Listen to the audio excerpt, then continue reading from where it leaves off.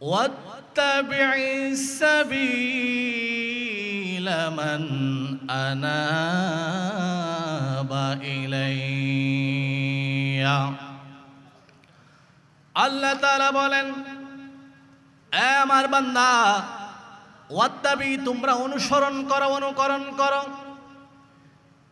এমন একজন ব্যক্তিকে, এমন একটা সংগঠনকে, এমন একটা সমাজকে, এমন একটা আদর্শকে তোমরা লালন পালন করো, যে আদর্শ লালন পালন করলে, যেই ব্যক্তিকে আঁকড়ে ধরলে, সাবিলা মান আনাবা ইলাইয়া, তোমরা বান্দা ওই পটিয়ার খরনার জমিনে থাকবে না, তোমরা সোনার মদিনা পৌঁছে যাবে। আর একটু মোহাব্বতের আওয়াজে বলুন। আমার বাবারা ভাইয়েরা, আপনি আছেন এই ফটিয়ার খরনার জমিনে, আপনি কিভাবে মদিনাতুল মুনাওয়ারায় যাবেন? আল্লাহ তাআলার কোরআন বলে দিচ্ছে, বান্দা তুমি যদি এমন একজন ব্যক্তির দামান ধরো, যেই ব্যক্তিটা ইমাম হাসানের বংশধর, ইমাম হুসাইনের বংশধর, যেই ব্যক্তিটা আওলাদের রাসূল, ওই ব্যক্তির যদি সঠিক দামান ধরো, তুমি বান্দা আর ফটিয়ার জমিনে থাকবে না। সাবিলা মান আনাবা ইলাইয়া, তুই বান্দা আমি আল্লাহ পর্যন্ত পৌঁছে যাবে। এই আয়াতের অনুবাদ তাফসীর অনেকে অনেক রকম করেছেন। আমাদের জাতীয় কবি কাজী নজরুল ইসলাম বলেছেন, আল্লাহ বিনে শান্তি পাই না, ত্রিভুবনে ভুবন এ জগতে, যত আছো প্রভুর বান্দা, শরণ কর লবিতে।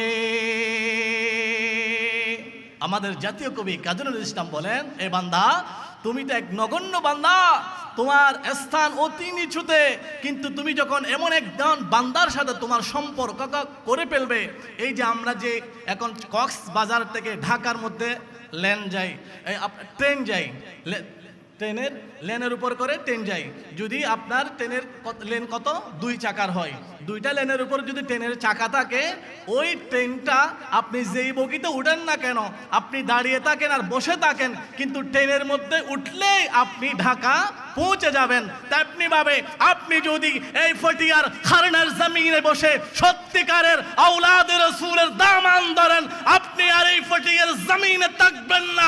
আমার আল্লাহ আপনাকে মদিনা হয়ে আল্লাহর দরবার পর্যন্ত আপনাকে পৌঁছে দিবেন। আল্লাহু আকবার, ইয়া রাসূলুল্লাহ, ইয়া রাসূলুল মুস্তাকিম। আমার থেকে বলি নাই বাবারা, আল্লামা জালালউদ্দিন সিয়ুতী রাহমাতুল্লাহি তাআলা আলাইহি বলেন, একজন ব্যক্তি ইন্তেকাল করলেন সিরিয়ার মধ্যে, আরেকজন ব্যক্তি ইন্তেকাল করলেন বাগদাদের মধ্যে। যে ব্যক্তিটা বাগদাদের মধ্যে ইন্তেকাল করলেন, ওই ব্যক্তিটাকে সেখানে দাফন করা হয়েছে। বেদাফন করার 3 দিন পরে কোনো কারণে ওই ব্যক্তির কবরটা করলো, দেখলো ওই ব্যক্তি আর ওই কবরের মধ্যে নাই, ওই ব্যক্তি আর নাই। সিরিয়ার মধ্যে যেই ব্যক্তিটা দাফন করা হলো, ওই ব্যক্তি আর সিরিয়ার জমিনে নাই, বাগদাদে চলে আসলো। আল্লামা জালালউদ্দিন সিয়ুতী রাহমাতুল্লাহি তাআলা আলাইহি বলেন, এ রাসূলুল্লাহর উম্মত, নবীর আশিকান, আওলাদ রাসূলের আশিকান, তোমরা যদি এই জমিনে বসে খাজা মুঈনুদ্দিন চিশতির মোহাব্বত নিয়ে ঘুমাও, তোমরা যদি এই খরানার জমিনে বসে নূরে মাওলার মোহাব্বত নিয়ে ঘুমাও, তোমরা যদি এই খরানার জমিনে বসে গৌসে পাকের মোহাব্বত নিয়ে ঘুমাও, এ আল্লাহর বান্দা, তোমাকে যদিও বা খরানার জমিনে দাফন করা হবে, কিন্তু আমার আল্লাহ তোমাকে বাগদাদ পর্যন্ত পৌঁছে দিবে। আরে বাবা, কবরের মধ্যে আপনাকে রাখার পরে মুনকার নকির যেভাবে আসে, खड़े हैं मुनकर नकीर सर पर न कोई हामी न कोई आवर, बता दो आकर मेरे पैगंबर के सख्त मुश्किल जवाबों में है खुदा है कहर है गदब पर कुले है बदकर। আপনার এই কবর যখন রাখবে, মুনকার নাকির যখন আপনার সামনে দাঁড়াবে, আপনার কোনো বন্ধু বান্ধব যাবে না। আপনার পীর কামেল যদি সত্যিকারের পীর হয়, আল্লাহ সুবহানাহু ওয়া তাআলা আপনার পীরকে আপনার কবরের মধ্যে যাওয়ার ক্ষমতা দিয়েছেন। আমার বাবারা ভাইয়েরা, তাহলে কোরআনের মধ্যে বলে আল্লাহ তাআলা আপনাকে আমাকে ডেকে ডেকে বলেন, এ বান্দা তুমি যদি এমন একজন ব্যক্তিকে অনুকরণ করো, আমি আল্লাহ পর্যন্ত পৌঁছে যাবে। আল্লাহ আমরা কিভাবে অনুকরণ করব? সূরা আলে ইমরানের 31 নং আয়াতের মধ্যে বলেন, ইয়াগফির লাকুম যুনুবাকুম, এ বান্দা তুমি যদি ওই ব্যক্তিকে অনুসরণ করার মতো করো, আমি আল্লাহ তোমার জীবনের গুনাহ মাফ করে দিব। সুবহানাল্লাহ বলুন। আমার বাবারা ভাইয়েরা, তাহলে আজকে আমরা এমন মাহফিলে আসলাম যেই মাহফিলে বসার কারণে আমরা আলে বাইতের প্রেমিক হয়ে, আলে বাইতের মোহাব্বত নিয়ে, আওলাদ রাসূলের দামান ধরে আল্লাহ আমাদেরকে মদিনা হয়ে আল্লাহ পর্যন্ত পৌঁছার সুযোগ করে দিয়েছেন। সুবহানাল্লাহ।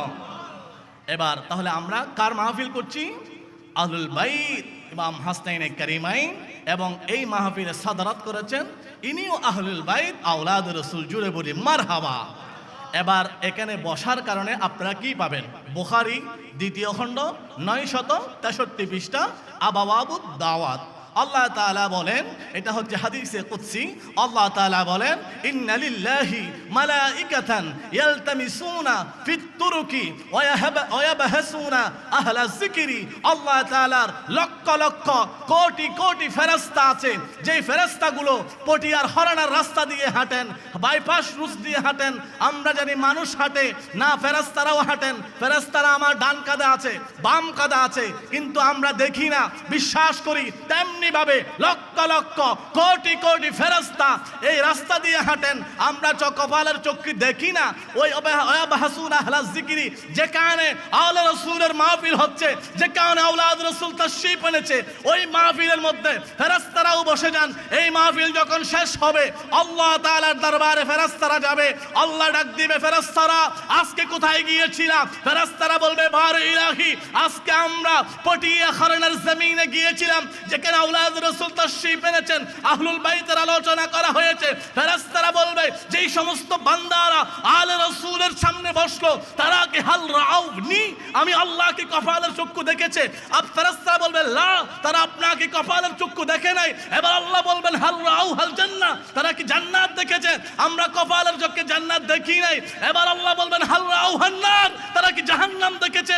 লা, তারা জাহান্নামও দেখে নাই। এবার আল্লাহ ডাক দিবেন, এই ফেরেশতারা, যেই সমস্ত বান্দারা আমি আল্লাহকে দেখলো না, জান্নাতও দেখলো না, জাহান্নামও দেখলো না, না দেখার পরেও আমি আমার নবীর আলে বাইতের স্মরণে মাহফিল করছে, আওলাদ রাসূলের দামান ধরেছে, তোমরা সাক্ষী থাকো, কদ গফারতু লাকুম, আমি আল্লাহ তাদের সবাইকে মাফ করে দিলাম। আজকের এই মাহফিল আপনার আমার জীবনের গুনাহগুলো মাফ হওয়ার একটা সার্টিফিকেট। জুড়ে বলি। তাহলে আমার বাবারা, আমার সংক্ষিপ্ত আলোচনার সাবস্টেন্ট কথা হচ্ছে, আমরা কার মাহফিল করছি? যার সম্পর্কে আল্লাহ বলেন, কুল্লা আসআলুকুম আলাইহি আজরান ইল্লাল মাওয়াদ্দাতা ফিল কুরবা। আমরা কার মাহফিল করেছি? যার সম্পর্কে আল্লাহ বলেন, ইন্নামা ইউরিদুল্লাহু লিয়াসআলুকুম আলাইহি আজরা ফাযকুরুনি আযকুরুকুম ওয়ালা তাকুলু লিমান ইউকতালু ফি সাবিলিল্লাহি আমওয়াত। এভাবে কোরআনুল কারীমের অসংখ্য আয়াতে যেই হাসনাইনে কারিমাইনের কথা বলা হয়েছে, সেই হাসনাইনে কারিমাইনের স্মরণে মাহফিল করছি। এখানে বসার কারণে আমরা কি পাবো? আল্লাহ তাআলা আপনাকে আমাকে একটা সার্টিফিকেট, পুরস্কার দিচ্ছেন, আপনার আমার জীবনের গুনাহ মাফ করে দিবেন। জোরে বলি সুবহানাল্লাহ। আমার আলোচনার শেষ কথা, 1 মিনিট। আমরা আলে রাসূলকে ভালোবাসতে গিয়ে, আমরা ইমাম হুসেনকে ভালোবাসতে গিয়ে, মাওলা আলীকে ভালোবাসতে গিয়ে আমরা যদি কোনো সাহাবীকে গালমন্দ করি, কোনো সাহাবীকে যদি আমরা গালিমন্দ করি, সিদ্দিক আকবর, ফারুক আদম, উসমান গনি, শের খুদা আলী, সমস্ত সাহাবায়ে কেরাম, আল্লাহর নবীকে ঈমানের চোখে দেখার কারণে তারা সাহাবী, তাদের মর্যাদা আমাদের কারো মতো নন। আল্লাহর নবী বলেন, লাউ আনফাকা মিসলা উহুদিন, কেউ যদি উহুদের পাহাড় পরিমাণ লক্ষ লক্ষ কোটি কোটি কোটি কোটি কোটি টাকা যদি আল্লাহর রাস্তায় খরচ করে, হযরত আমির মুয়াবিয়ার যেই পজিশন, সিদ্দিক আকবরের যেই পজিশন, ফারুক আজমের যেই পজিশন, উসমান গনির যেই পজিশন, ওই পজিশনের 100 ভাগের 1 ভাগ একজন উম্মতের পক্ষে আদায় করা, কামনা করা সম্ভব না। সমস্ত সাহাবায়ে কেরাম হচ্ছে আহলুস সুন্নাত ওয়াল জামাত। আকীদা মোতাবেক আমাদের ঈমান, কোন সাহাবীকে গালমন্দ করা যাবে না। ফারুক আজম, সিদ্দিক আকবর, উসমান গনি, শেরখুদা আলী, আমিরে মুয়াবিয়া, আমরা সবাইকে ভালোবাসি। সবাইকে ভালোবেসে আল্লাহ রাসূলের দামান ধরে আল্লাহ আমাদেরকে মদিনা হয়ে আল্লাহ পর্যন্ত পৌঁছার জন্য তৌফিক দান করুক। ওয়াসসালামু আলাইকুম ওয়া রাহমাতুল্লাহি ওয়া বারাকাতুহু।